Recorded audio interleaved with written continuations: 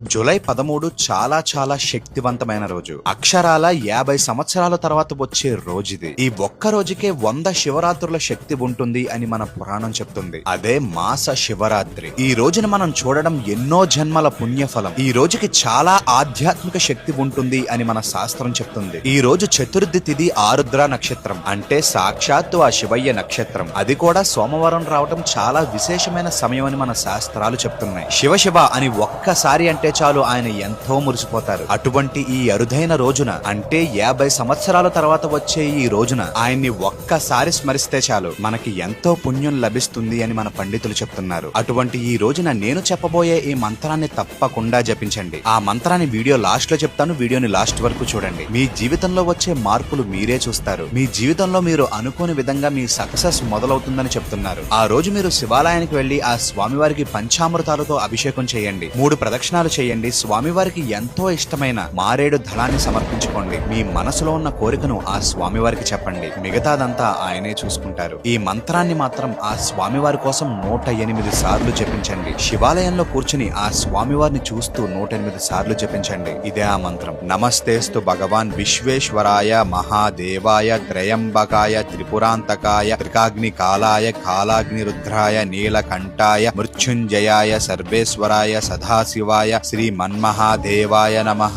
ఈ మంత్రాన్ని విన్నా, ఈ మంత్రాన్ని జపించిన మన జన్మ ధన్యం అని మన లింగ పురాణం మరియు శివ పురాణం చెప్తుంది. ఒక్కసారి కమెంట్ బాక్స్ దద్దరిల్లేలా హర హర అని కమెంట్ చేయండి. మనస్ఫూర్తిగా ఈ మాట స్వామివారికి వినిపించేలా కమెంట్ చేయండి.